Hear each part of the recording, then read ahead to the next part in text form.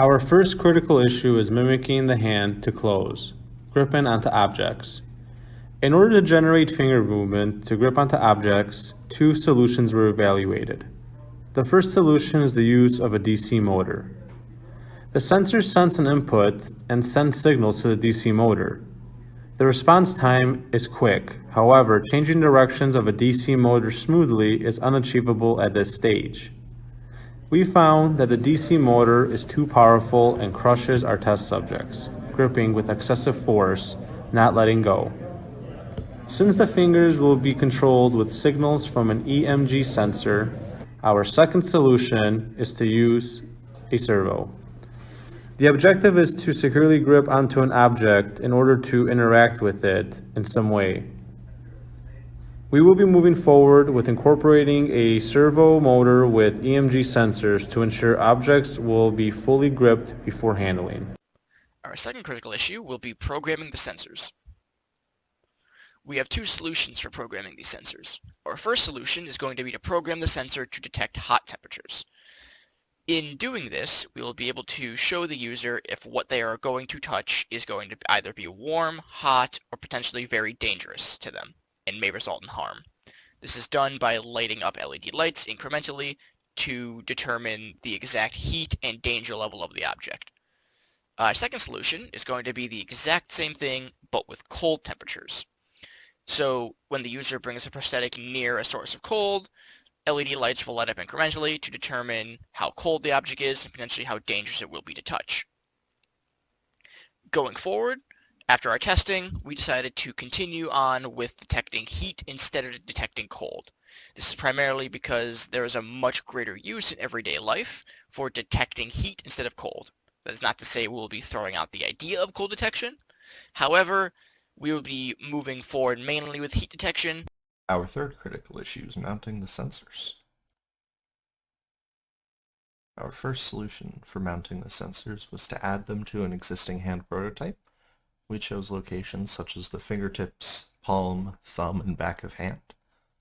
Our second solution was to implement indicator lights that display how hot or cold something is.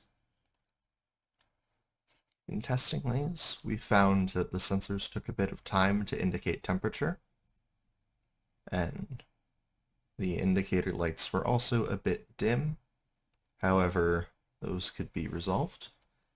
Our final decision is, depending on which type of temperature we want to indicate, lights would work best. Using red for hot or blue for cold is a good way to indicate temperature, and experimenting to make the lights brighter is. Our fourth critical issue is the user mounting interface. For mounting, we came up with two solutions, a Velcro and plastic brace, as well as a cone-shaped socket. For the brace, we wanted to combine ease of use with a tight bind, while the cone-shaped socket could just slot onto the end of a limb. For our results, we found that cone socket didn't grip as well, and would need similar implementation as Solution 1. And Solution 1 was very successful, and so our final decision will be proceeding with a design similar to Solution 1. Critical Issue 5, Environmental Protection. Solutions. 1. Using a rubber latex-like glove. Using a latex material that would essentially wrap around the entire hand like a glove would protect the entire device from weathering. 2. Silicone and poly casing. Using silicone to seal the exposed places of the device like connection points, and using poly casing as a material for the fingers to enclose the sensors and the lights from weathering.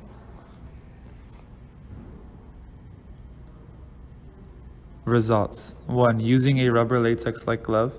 The glove did take away from the sensor's ability to react to temperature on time. The lights under the latex material were a bit hard to see, especially since the lights were not bright enough prior to the test. 2. Silicone and poly casing. Enclosing the sensors and the lights into a polycase material will reduce the sensor's ability to react to temperature, but it does allow for user visuals of the lights. This means the sensors would need to be programmed to react to a less or more value of temperature to be considered the actual value through a case. Decision. We decided to go with the latex glove solution. It was a better choice since it requires less material and it can be placed over the entire device, offering protection to the entire device of weathering.